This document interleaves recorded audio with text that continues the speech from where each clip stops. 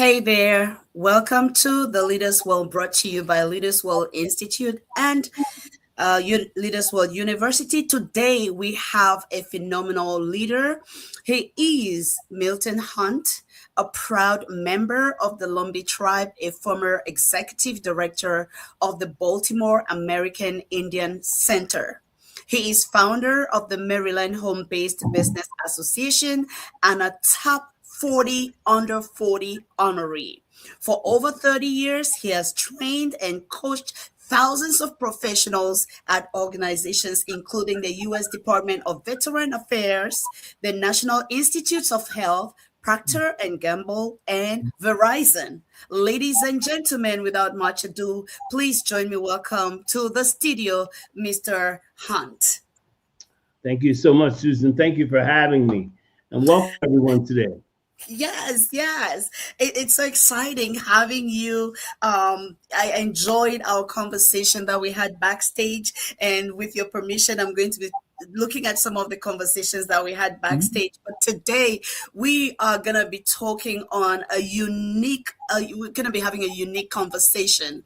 Indigenous roots, universal truths, leading with purpose, culture, and heart.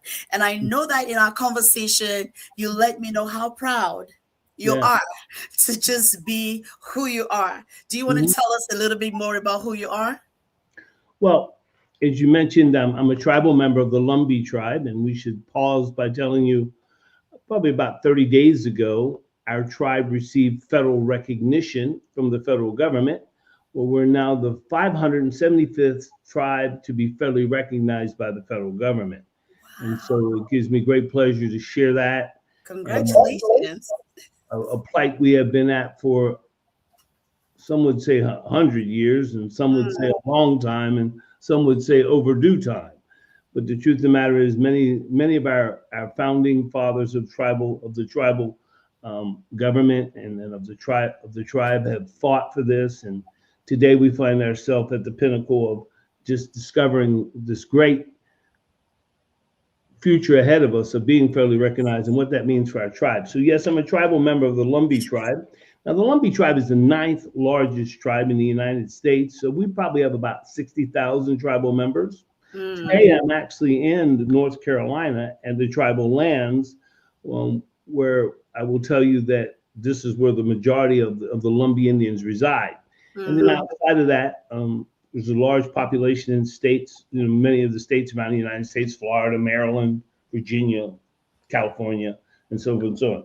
And so my mom and dad migrated to Baltimore in the 50s, and we were part of the Industrial Revolution of the people moving from the agricultural background, the farming landscape as we would know it, in search of better opportunities. And so my mom and dad moved to Baltimore in the 50s, and I was born 1960. And so I'm a product of what we would call and growing up in an urban setting. So how would you say your background has actually shaped your leadership? How would you explain that? Well, for me, it was real simple. Growing up, I recognized early on that I was probably going to be the only person in the room that was Native American. For example, in my high school, there were 600 kids. There was 4 people that were Native American. And so I recognized early on that there was going to be an awareness that must take place on my part, that there was more for your.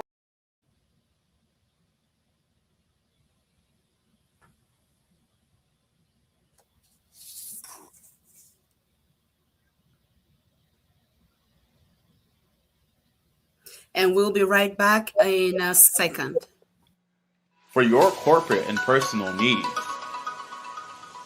Leaders World Institute, changing lives, one leader at a time.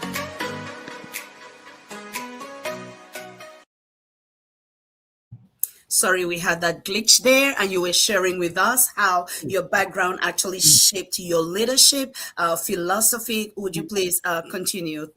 And so early on, I recognized, as I said, that there was going to be a case for me where I was going to be the only one in the room that was Native American. Right. So that experience, while I say it shaped me, it really, what it did was it brought about awareness that we all wanted the same basic things in life. We all want love, acceptance. We all want the ability to perform and provide for our families. And Right. so what I began to see is that we're all very much the same. While we may look different, we may sound different.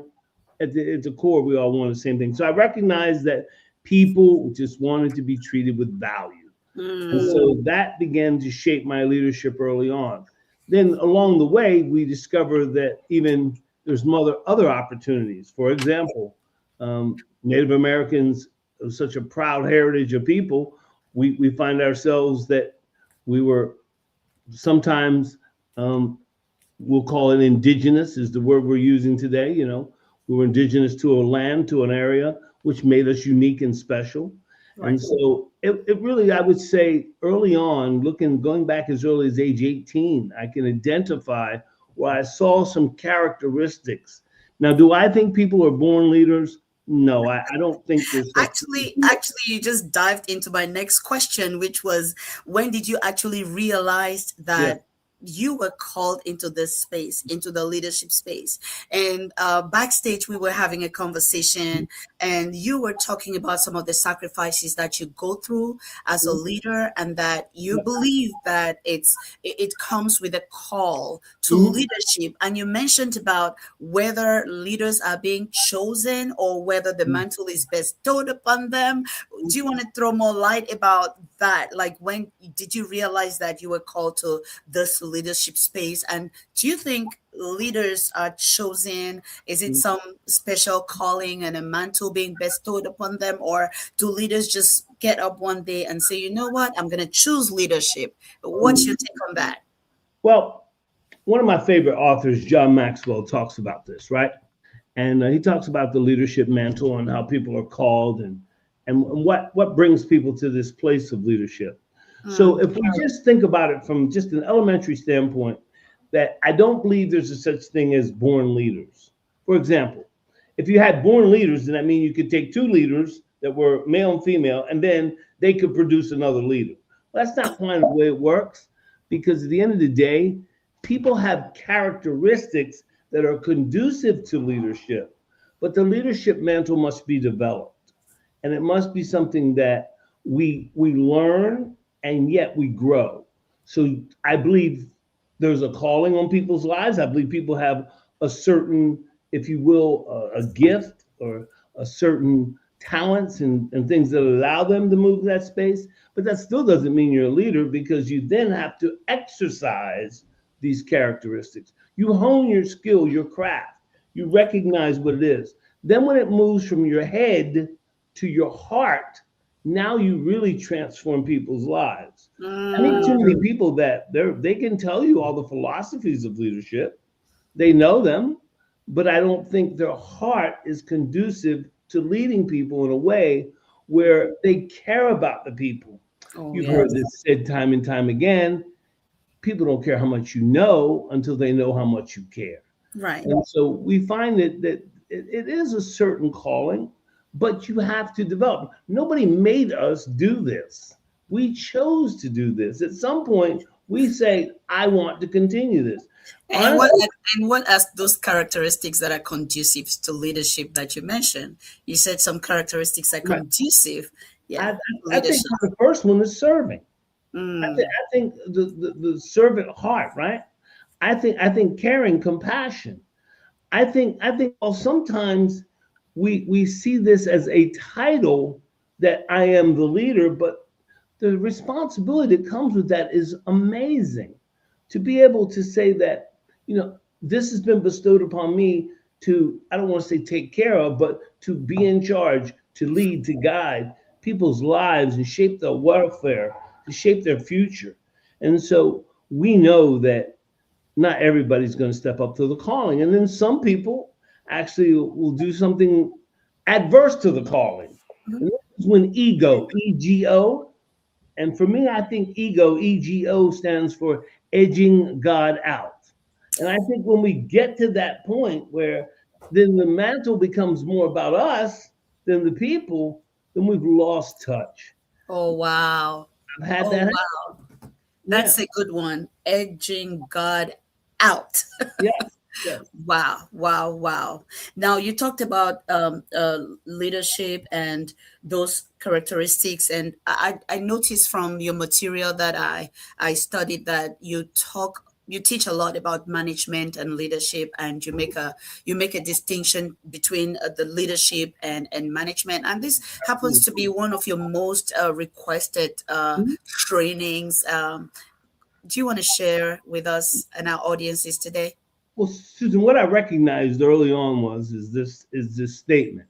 And now remember, I've been doing this for 36 years. So um, that doesn't mean anything other than I've had the opportunity to keep giving my gift and my purpose away. That's what it really means. But I Absolutely. recognized this early on. I recognized that all leaders were good managers, but not all managers were good leaders. Mm. And then I noticed something else that began to happen, that managers were people that were task oriented. If you want something done, you want to get a task done, give it to a manager. I promise you they'll get it done. That's their focus and aim. But I noticed that when we started talking about leaders, it was more about the relationship they had with the individuals versus the task. The task is important, by all means, but it was a caring and compassion for the people. So after having saw this, what it led me to believe was I wanted to develop something that could distinguish the two, talk about their characteristics, but yet at the same time parallel them to show when we're a leader and when we're a manager. To what group of people do we lead and to what group of people do we manage? So I developed this training called Leadership versus Management.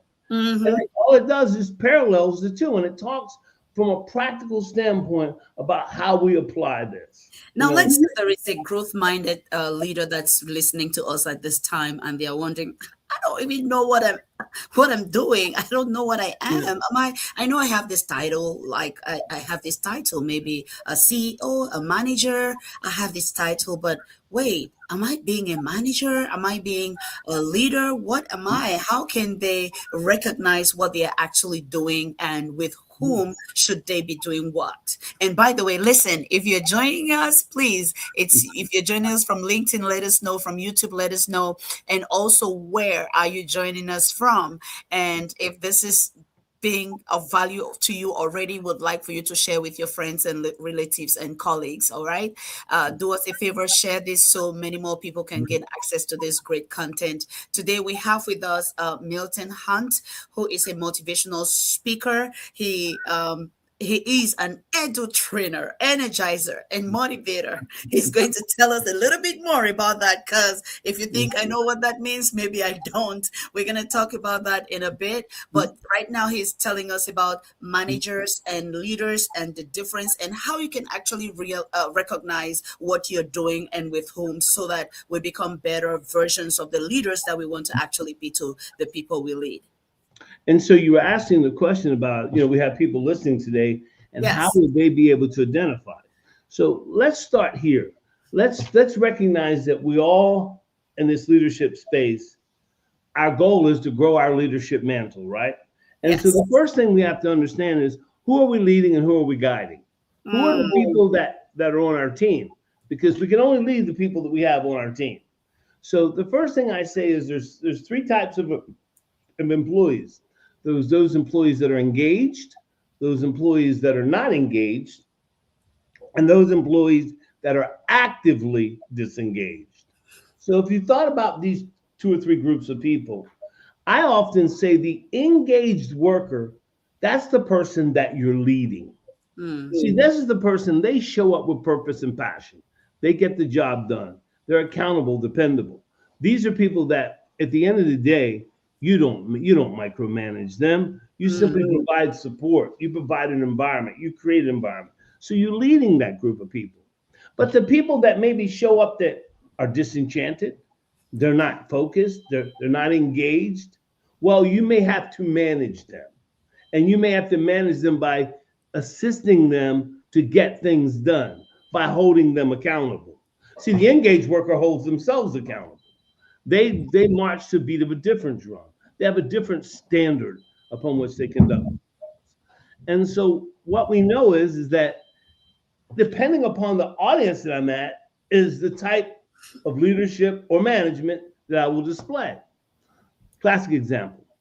When I'm in relationship with an employee or someone on my team or someone I'm working with, the conversation sounds like this. Susan, that's not like you. Is everything okay? Because I'm seeing a behavior that's not conducive to who you are. And I just want to make sure I'm here to support you. That's how I would talk to someone I'm in relationship with from a leadership perspective.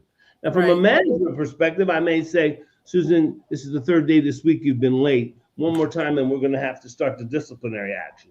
So we may take a whole different direction based upon the person.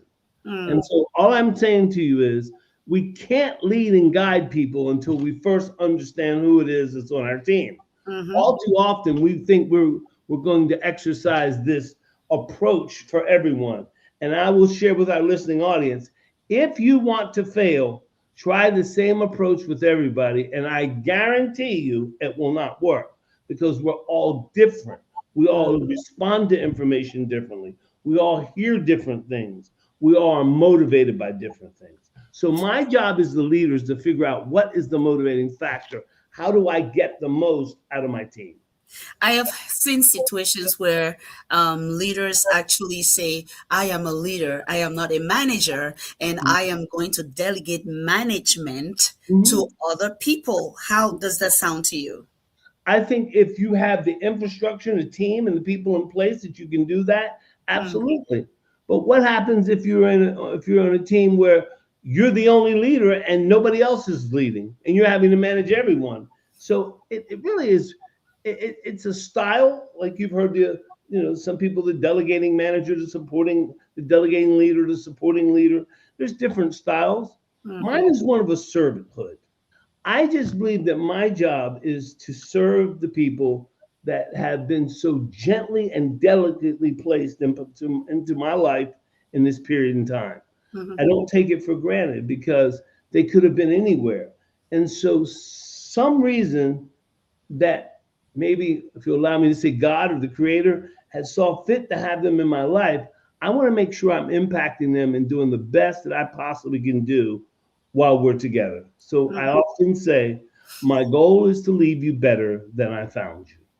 And you mentioned about servant leadership, and when we hear about servant leadership, it sounds like it's a concept that says you have to be maybe the lowest person in the hall as far as respect, or the lowest person as far as who should be recognized, because servant leadership sometimes is styled like that.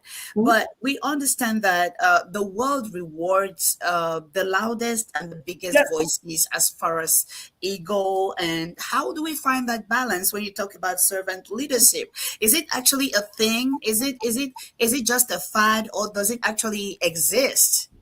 Well, by all means, I think it exists because if we just start from your premise of do I have to be the last? And there's books.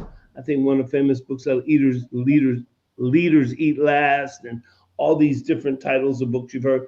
I'm not I'm not supposing or proposing, I should say, that um, I have to belittle who I am and be superior to whatever the situation is. What I'm saying to you is my job is to recognize I'm to serve them. Now, Mm, serve them is not always me having to for lack of better words, be without. Like sometimes I may just have to serve them by telling the truth, but I try to do it in a way where it's caring, compassionate, but yet it's effective. Like nobody needs to be belittled. You don't have to belittle people to get your point across. Now, if that's your approach and that's what you want to do, then and that works for you, then I would say continue doing it. But I'm old enough to remember a time when I was in the workplace that it was my way or the highway mentality. It was do as I say, not as I do, and I've seen the work shift, the workspace change, and I've seen the workforce change where I think people at the end of the day just want to feel valued. When yes. we can treat people valuable, listen, the things that are important to us, we treat valuable. Mm, And so the question would be is, can we give this servanthood of people, serving them to what they need, by yet, as my mentor would say, being a man of steel and velvet? Can I mm, say the hard things, but yet be compassionate enough to them and help them in times of need? And can mm, I serve them? And the answer is absolutely yes, you can. The challenge is, you hit it right on the head. Society doesn't reward that. That's not what we're looking for. You know, I'm at age 65. You know, I find myself loving LinkedIn. It's my favorite platform, and I think it's you and I started our conversations. You know, I'm not real big with the other platforms, but it seems as though the louder you scream on those platforms, the more people want to hear from you. Well, the truth of the matter is it because you have something to say, or is it just because you're loud? Because at the end of the day, there's a difference between talking and having something to say. mm, And so I think servant, for me, it fits who I am. Now, mm. it may not fit the next person, but my spiritual beliefs, my my station in life, my experiences in life have taught me that the best thing to do is to serve others. Absolutely, absolutely. And I like how you talked about just seeing the value in people and Mhm. bringing out that value because as we realize that's what leadership is all about. And you also teach about maximizing potential. You Mm. teach about maximizing potential, and that's of course because you see value in the people, because you wouldn't want to bring value from where you do not see value. You see the value in the people and you work to bring out that value, and you teach on maximizing potentials.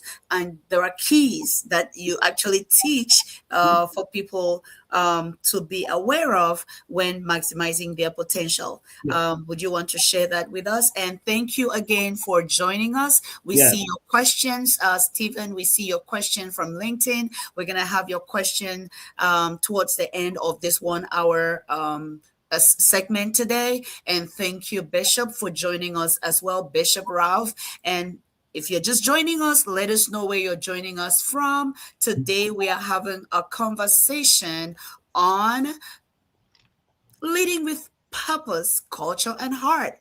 And we have somebody really, really phenomenal with us in the studio. He is a leader to thousands of leaders. He is Mr. Hunt, a motivational speaker. He is an employee trainer. And we're going to talk a little bit more very soon about him being an edu trainer, energizer, and motivator, and what that actually means. You teach people how to maximize potential. Yeah. Yes. So I recognized early on as I started, and the goal was never to be at this place. Like that was not the intention. It's been an evolution because I walked through a series of doors, and I would say I was courageous enough to walk through those doors that kept leading me down the path. I had an idea, but didn't know it was going to be here in the station. And so one of the things that I recognized as my mentor would talk to me about was principles, keys, and things that you must do.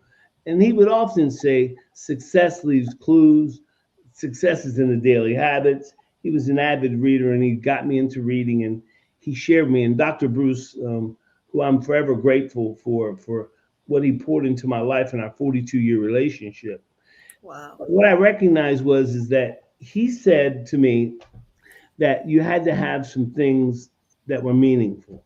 And this is where the 7 keys came from. And they were identified as the 7 things that I thought was important for me in my life. Mm-hmm.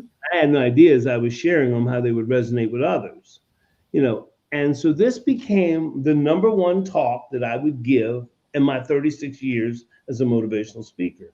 I've had the pleasure of delivering this around the world and to probably hundreds of thousands of people. And the key here is it starts out with what are the 7 keys? Well, the first one is you must discover your purpose, Oh, because wow. nothing happens in life until you figure out your why. You know, Simon Sinek wrote the great book Start With Why, right? Right. And I think about how many people are wandering generalities that wake up every morning going through a series of steps, going through a series of motions with no end result in mind. And so purpose is the driver. Purpose is the thing that will propel you in your darkest hour. Purpose is the thing that when you're on the top of the mountain will remind you that there's still more to go. Purpose is the thing that in the depths of despair, light shines. And so one must have purpose, right? Now, purpose comes from understanding. Hey, listen, Mr. Hunt is over here throwing germs, throwing pills, throwing just timeless wisdom. Could you please put in the comments for us? Purpose is the driver. Let's know you're here with us. Put in the comments, purpose is the driver. And if you have a question, we are going to be answering that question towards the last half of the show. We have a question from Stephen, who's joining us from LinkedIn. If you have a question, and thank you, Nichelle Johnson, believe in transformational leadership, empowering people. I love that. Thank you so much for joining us. Put in the comments for us, purpose is the driver. Let's know you're here with us. Yes, please go on. And so, without the purpose, what is it that we're doing? How sad is it that someone would live an entire life and never discover their purpose? So what are the two most important days of your life, right? It's the day you were born and the day you discover why you were born. And so when we think about purpose, it's the thing that propels us. I will tell you, water tastes better when you know what your purpose is. I will tell you, air breathes better when you know what your purpose is. Wow. It's just something that fulfills. Viktor Frankl said in his book, Man's Pursuit for Excellence, that's what we all are. We're in pursuit of something. Right. Without a purpose, you're in pursuit of nothing. Wow. And so one of the other principles I just want to talk about, that there's 7 of them that I cover, the 7 keys to maximize your potential. The other one I want to talk about is fortitude. And for me, this is probably who I am. I'm no more than a broken man that's been put back together many, many times. Oh, wow. And fortitude would suggest that you've had to overcome. Now, Booker T. Washington said something I found amazing.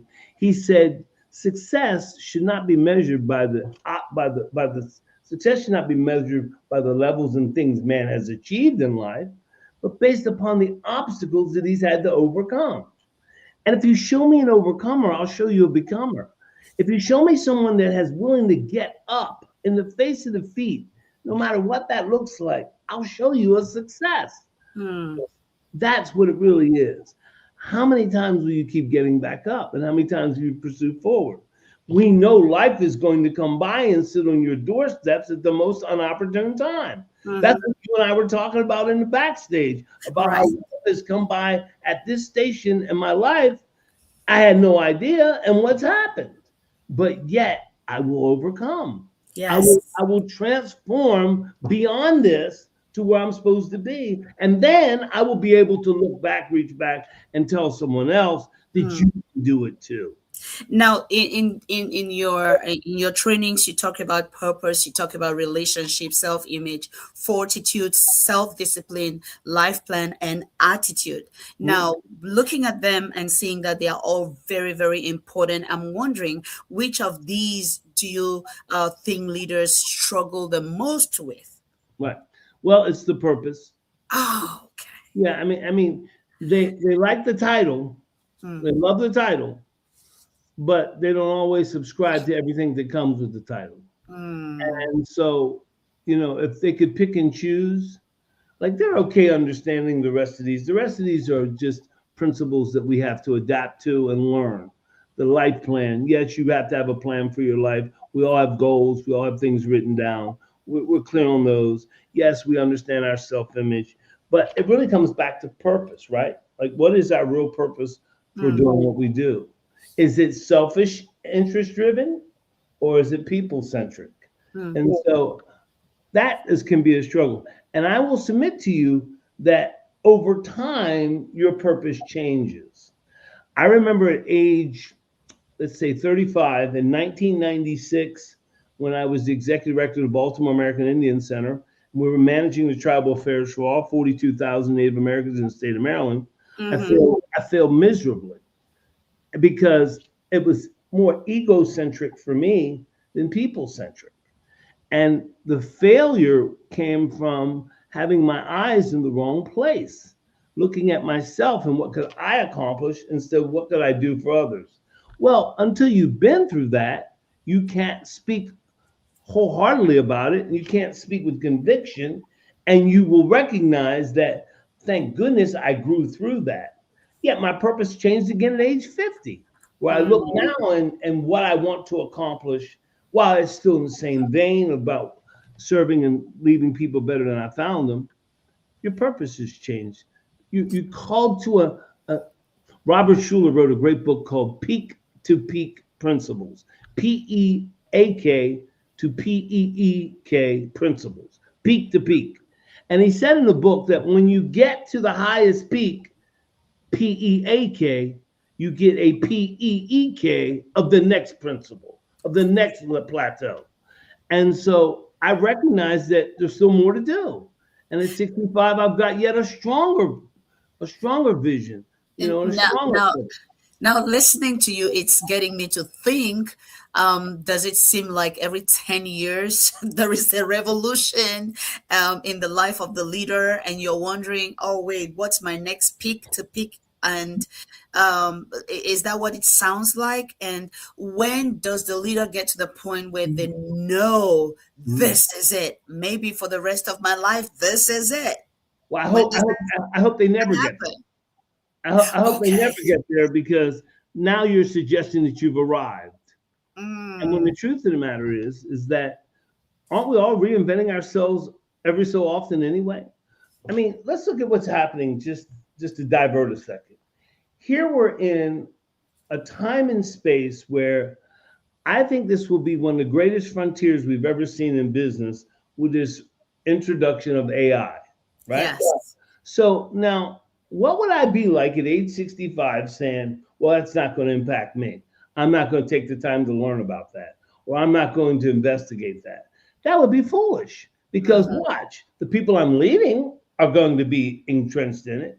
And why wouldn't I want a working knowledge of it as the leader? So we're constantly evolving and growing and stretching.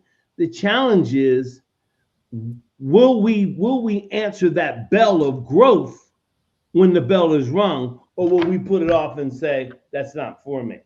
And so I don't suppose nobody has arrived.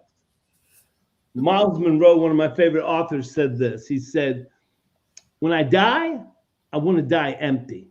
I want to get everything out of me and give it away. Whether it's a song, whether it's another sermon, whether it's another message. I'm just wondering how many people listening today have the music inside of them and they've never released it. And to you listening today, this is what I asked you. The question I asked you is, why not? What are you waiting on? And so it could be every 7 years, could be every 5 years. I look back at COVID, how that transformed us, and that was only 5 or 6 years ago. So we're always evolving, we're always growing. Wow. I love that. And we're going to switch gears a little bit to look at employee engagement and organizational culture. And recently I have been thinking about leaders being people, just the fact that a leader is a person first before being a leader. We are first persons before being a mom, before being a CEO, before being whatever else we are. We are first persons. And employee engagement and organizational culture, it has a lot to do with what we bring and who we bring in that space. And there is a saying that you have, that if you create a great space to work, great work takes place. Absolutely. If you create a great space to work, great work takes place. What are the 2 or 3 non-negotiable ingredients that we could have in a great workplace culture? Well, first of all, let's define culture for the folks that are listening, because all too often when we talk about culture, one may think about the color of my skin, the origin of where I'm from. I'm not talking about that culture. This particular reference of culture, when we talk about workplace culture, I want our audience to think about this. Workplace culture is no more than this. It's how we show up every day. What version of ourselves do we bring to work? And so that's culture. We develop the culture. The employees develop the culture. So What are some of the things that are important? When I think about employee engagement and culture, I think about this. I think about, have we established an environment where people can willingly, now the key word is willingly, bring their unique talent skills to a place, and we collectively put our talents together for the betterment of a mission or a cause or purpose? Can we do that? And when we can, great things happen. You bring your skill set, I bring mine. You're good at this, I'm good at that. We're collectively together, we're better together. Now we can do something great. That's when employee engagement really takes place. The challenge is people come to work for a lot of different reasons. Absolutely. Some people come to work to escape boredom. Some people come to work, that's where their friends are. Some people come to work because they want to get away from some people at home. Some people come to work, I mean, it's just a whole host of reasons. Some people come to work for financial gain, for fulfillment. So if your notion of coming is different than mine, then that's okay.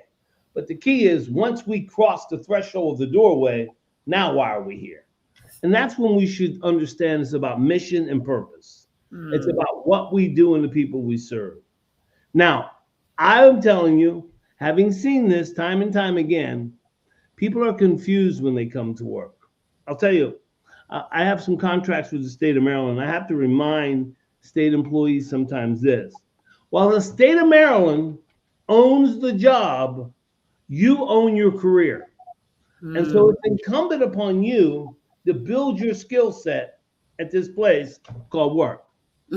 And how you choose to engage is really going to speak volumes of where you're going to be at in the next 10, 15, 20, 30 years, ever how long you choose to stay. And so I think the first thing I want us to think about with employee engagement is this. Do you truly know why you do what you do? And if you tell me it's for the paycheck, then you're so confused, because it's got to be more than that. There's got to be a driver beyond the paycheck. Right. Because watch, when they don't give you a raise, does that mean you stop doing what you do? When they tell you company profits are down and we're not able to compensate, or there's not going to be bonuses this year, do you still perform? Absolutely you do.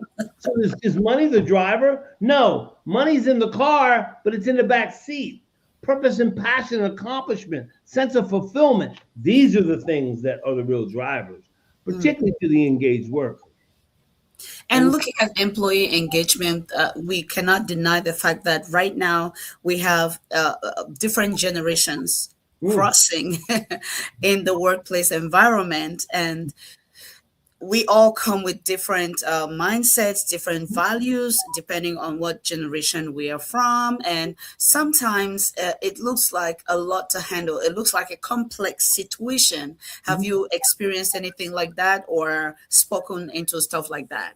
Yes. And this is the first time someone would tell you that, well, we have 4 different generations in the workplace. And so the reality of it is, while there may be different generations, different ages, different backgrounds and belief systems, it goes back to the same fundamental principle I talked about before. At the end of the day, we all basically want the same things, right? The ability to provide for our family, the ability to perform, opportunities. You know, we all want these things. So how do we get this from an environment where I'm the baby boomer?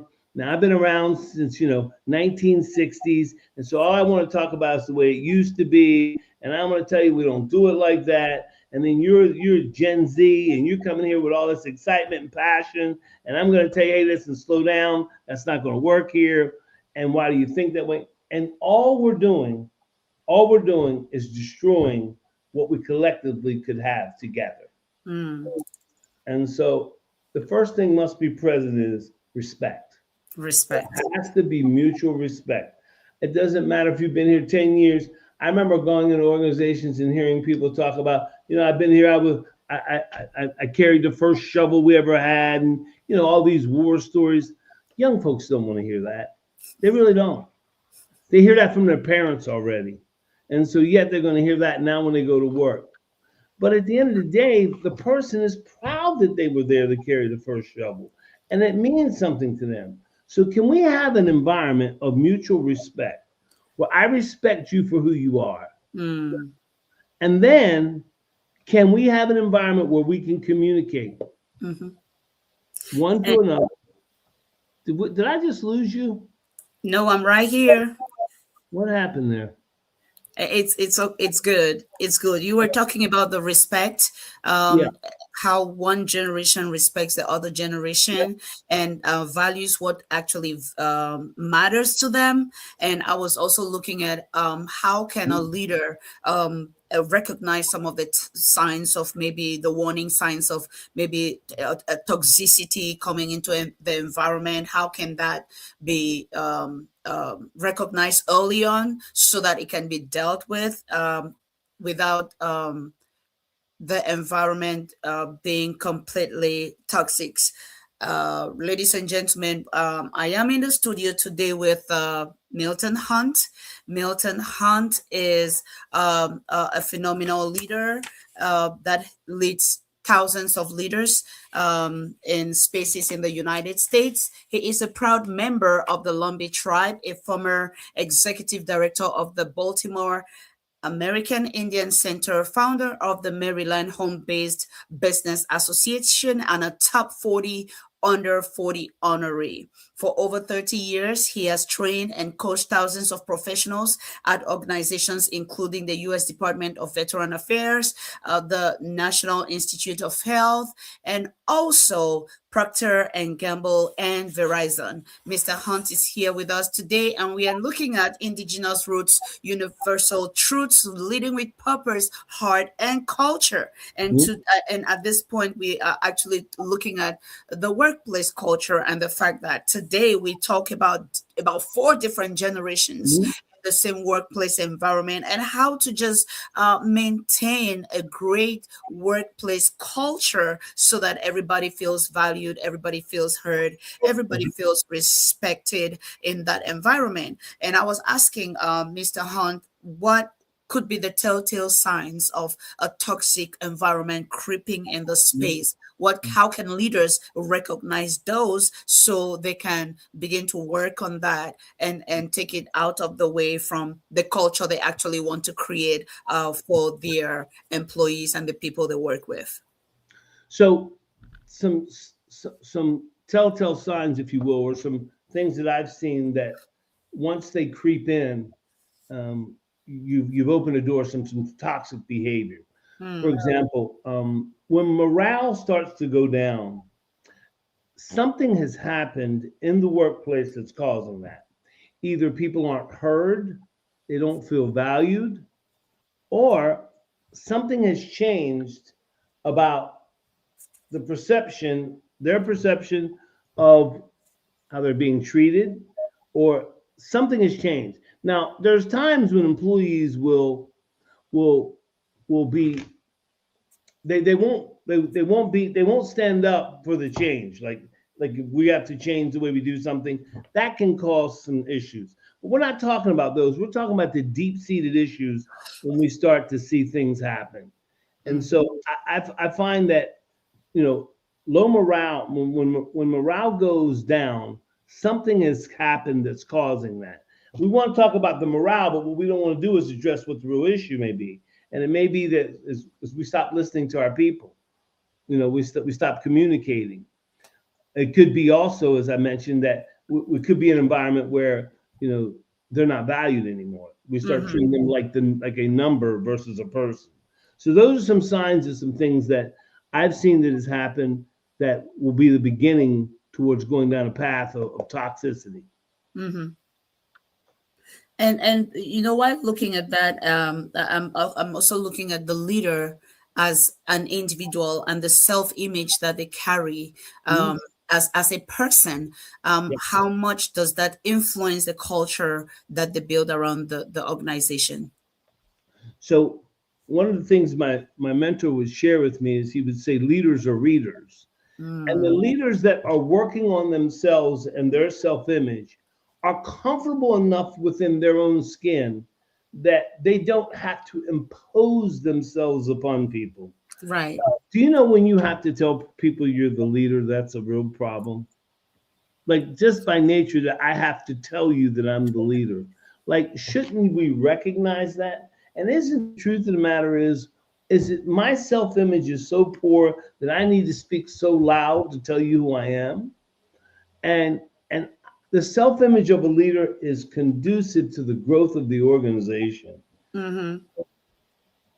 I will tell you, it's a tough place to be when you're having to work on oneself and you have to figure out how do I become the best version of myself while at the same time I'm having to lead other people. Because at the end of the day, people will respond to people that they respect, they know care about them and value them. Mm, mm, mm. And talking about leaders and leadership and they just being in that role, what would you suggest is one habit or belief that leaders think make them great? Mhm. Meanwhile, it's actually holding them back. Well, power. Ooh. Power is the false sense of security. Like, Mm, I think that power will, well, you've heard the term absolute power absolutely corrupts. And so I think when I hear about power, I think that if it becomes something that I must exercise, lord over you, hold over you, demonstrate my power, it's really a form of weakness. And this is where the self-image comes back into play. So what we know is that that can be a slippery slope. right. Mm, Somebody's got to be in charge. Let's not kid ourselves. But at what point do I need to exercise this authority and this power where it's to the detriment of you as a person and my organization? mm, All for the need to fill something inside me that's a small empty hole in my heart, in my spirit, that needs to be filled with this 5 letter word that does nothing for me other than tear down. Sometimes I hear concepts like multi-dimensional leadership, and I hear people talk about different kinds of leadership strategies and leadership mindsets and they look at the evolution of the leadership approaches that serve different people at different times and that were popular, like the traditional styles like the autocratic, authoritarian style, and then transactional style. We've talked about the servant leadership style and bureaucratic style and laissez-faire leadership. And today there's a lot of talk about leadership empowerment as a style on its own, where the leader's main aim is to empower the people that he's working with so that they are transformed. Mhm. Nichelle joining us from LinkedIn talked about that as well, believing in transformational leadership and empowering people. Do you Mhm. think these are all different names for the same thing, or are they actually different? Well,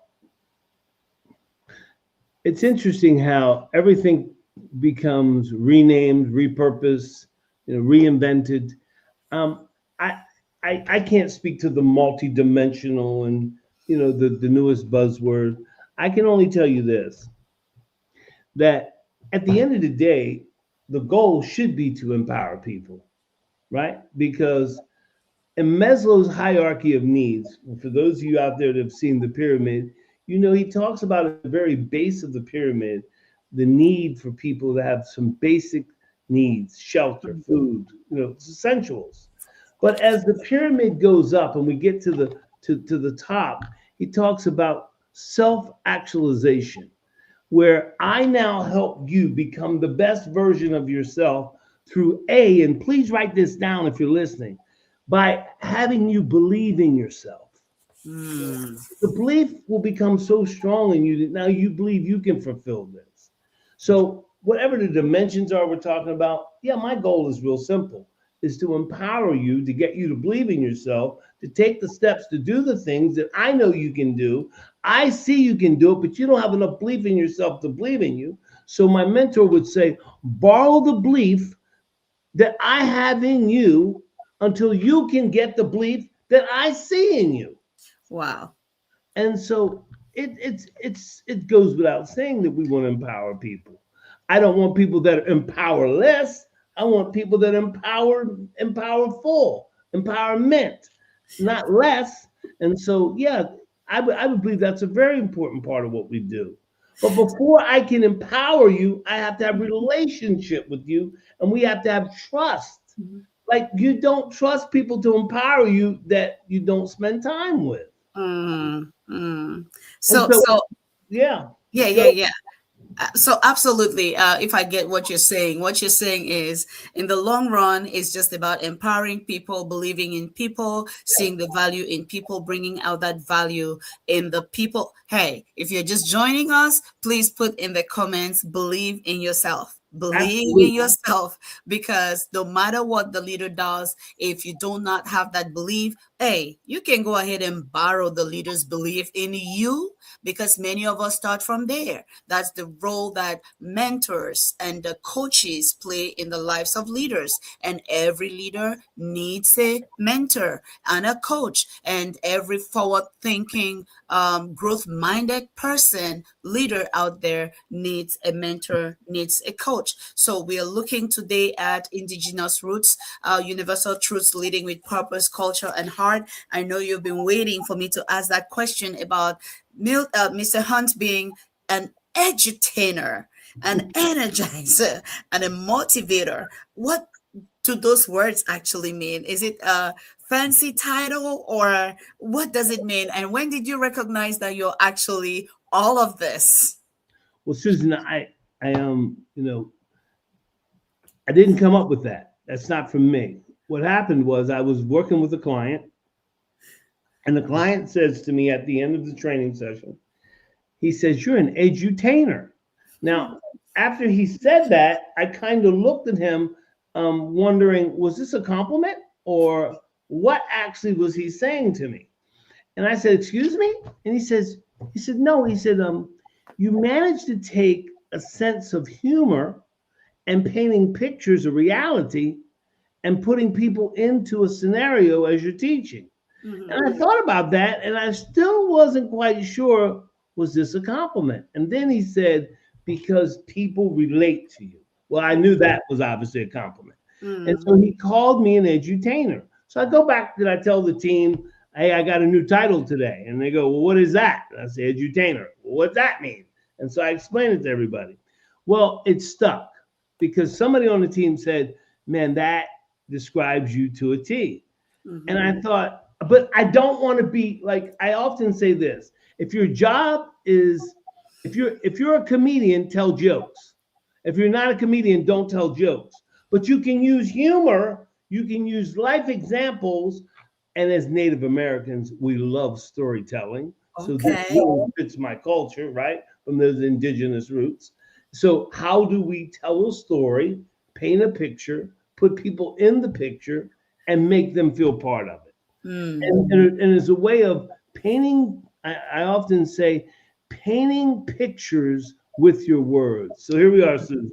I want my words to go before me and paint the picture so that when you show up, you'll see it clearly. Oh, wow. Oh, And wow. so, whatever that looks like from an edutainer standpoint, it's stuck. And so here we are. And I think this was probably about, I don't know, this maybe about 4 or 5 years into my career. I was called this. And so for the last 30 years, we've been saying we're an edutainer. And everybody wants to know, what does that mean? How did you get that title? Well, I didn't give it to myself. Someone gave it to me. You know, when the And world, guess what? And guess what? We all love it. We all love it. Like, I watched your videos on YouTube. I was like, oh my goodness, he's something. so I as was you like, he's something. And your passion is like palpable in your videos. I was like, this is so amazing to just see how you use like all that you are to Yeah. bring these valuable lessons on leadership. Today, we have with us Fabiola also joining us from LinkedIn. We have Hedrin joining us on Facebook as well. We have Bishop Ralph joining us from Facebook. And of course, Steven is joining us from LinkedIn. We have LinkedIn user Sierra also joining us. We have Nichelle joining us. Today, we are so grateful that you're here with us.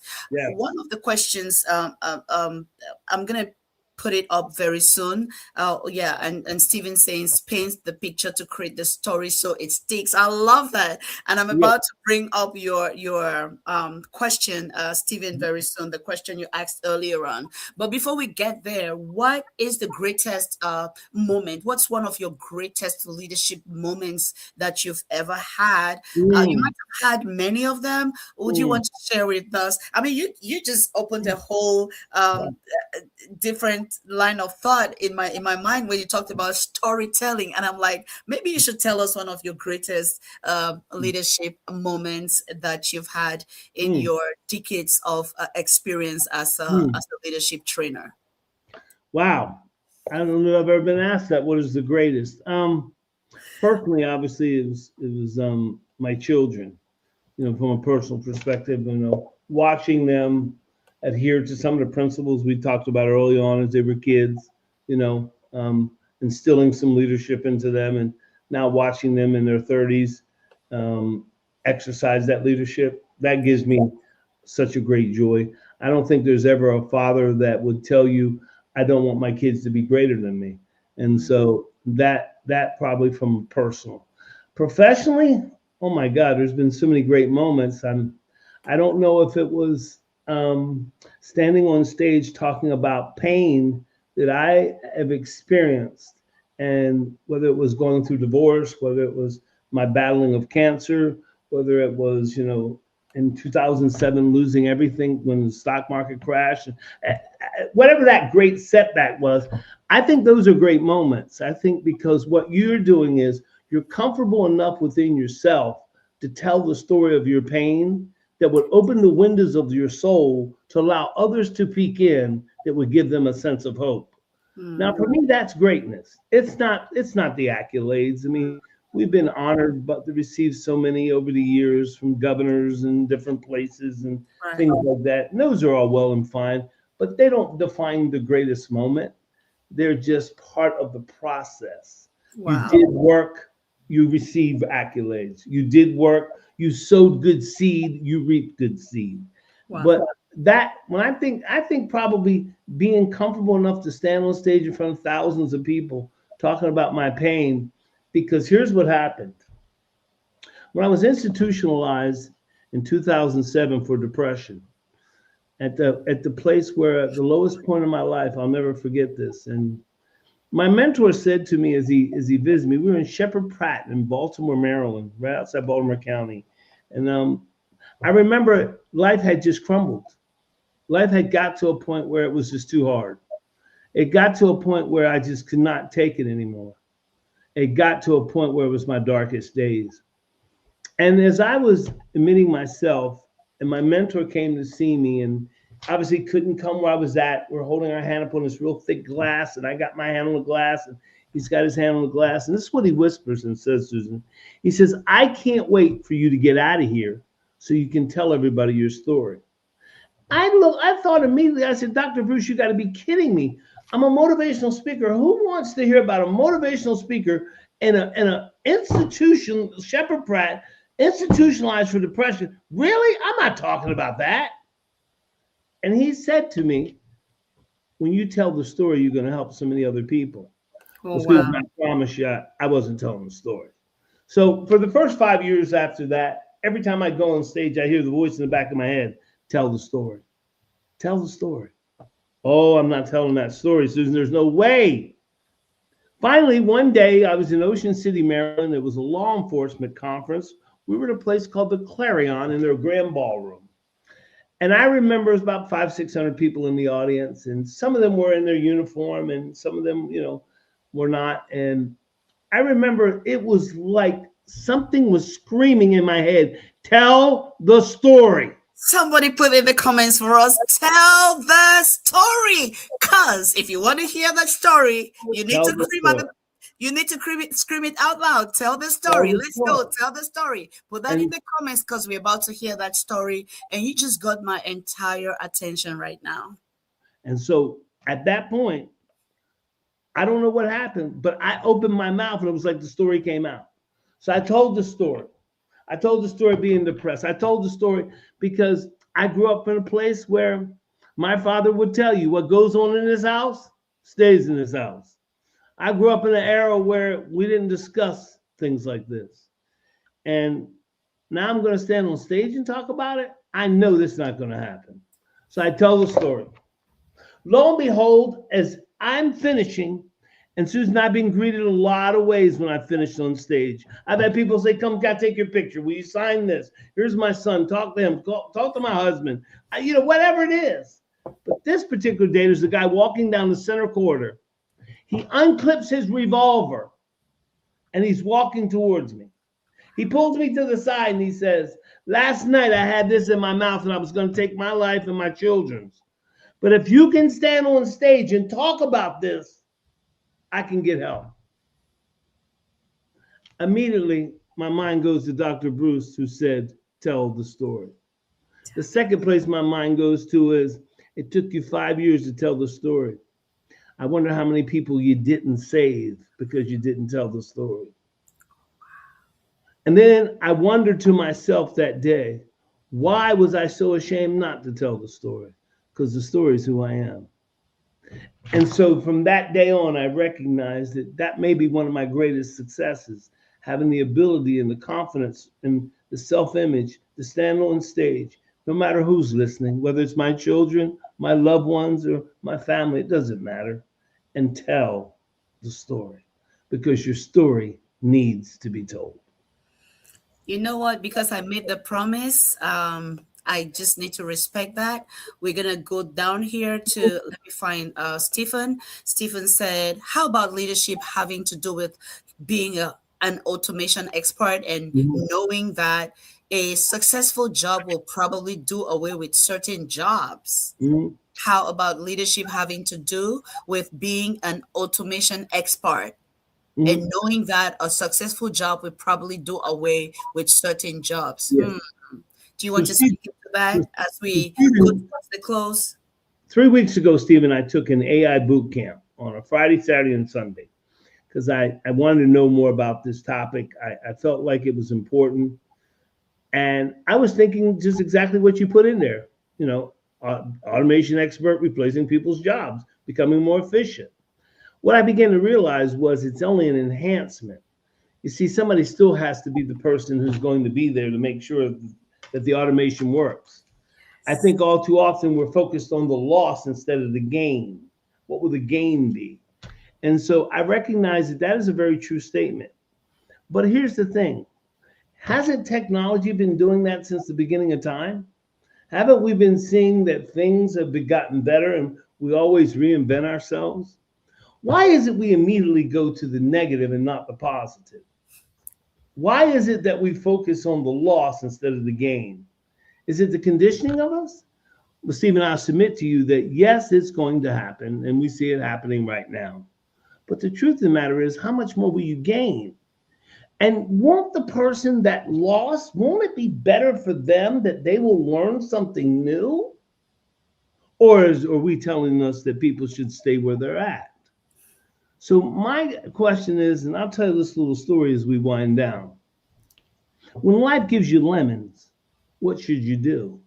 And our whole life, we've heard the story, we should make lemonade. Well, I'm going to tell you, folks, that's the most ridiculous thing you could ever do in your life. Is when life gives you lemons, you should never make lemonade. The first thing you should do is ask yourself this question. Why is my garden in my life producing lemons to begin with? Did I plant lemon seed? Am I allowing people to put lemon seed in my garden? Because I didn't plant lemons. Why am I getting lemons? And if you can't stop it, you can't control it, you got to change the way you think about it. So when life gives you lemon, here's what I want you to do. Never drink the juice. You weren't built for that. That is the first default of failure, is accepting something and then conditioning yourself to adjust to it. I refuse. I'm not drinking the juice. I'm going to pick the seed out of the lemon. I'm going to plant the seed. I'm going to grow an orchard. I'm going to sell lemons. I'm going to give away lemons, but I'm never drinking the juice because I wasn't meant for that. And so what will happen to these people as technology comes in and new opportunities?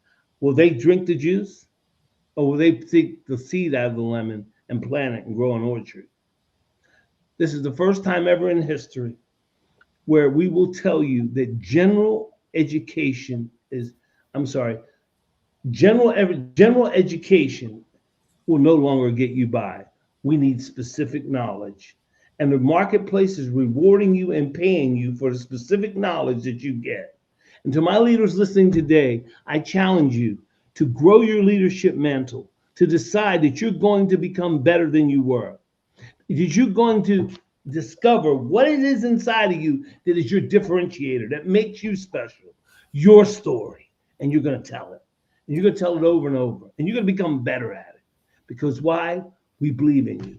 Susan, I want to thank you so much for what a tremendous opportunity you've given me today to share my purpose, my gift, my passion, my calling, my reason why. And every chance I get, I just want to tell people, if I can do it, so can you, and I will help you. Hey, we have come to the close today, and thank you all for joining us. It's been amazing. We believe in you. And yes, you can check out Milton Hunt, and you will find the amazing person that's spoken with us today. Thank you all for joining us on the different platforms. Dr. Roach joining us from LinkedIn as well. We are so grateful that you were able to make this time to join us. Let's see, who else did we not acknowledge yet? Yep, I think I acknowledged everyone. Bridget, thank you for joining us and for commenting. Hey, go ahead, if you're watching on Facebook, go ahead and leave us stars. Leave us stars. Yes. And yes, share. And this is going to help us to reach more people. We are on YouTube as Leaders World Institute. Please subscribe, help us to reach more people. And I just don't want to let you go. But I guess I have to let you go. What's your final word for our audiences? That's a great thing. Well, I want your folks to please come follow me on LinkedIn. Connect. Let's connect, because we post a lot of great content there, and you'll find my YouTube channel is very robust. All you have to do is search Milton Hunt. And then we're on some other social platforms, but those are two primary places, LinkedIn and YouTube. And come join us. And I applaud you for what you're doing as you continue to hold the banner up for Leaders World. And we encourage everybody, tell your friends, join us, pass the word around what we're doing here. This is more than a podcast. This is a movement, and we need you. We need you, and we'll see you in the next episode. Bye, everyone. For your corporate and personal needs. Leaders World Institute, changing lives, one leader at a time.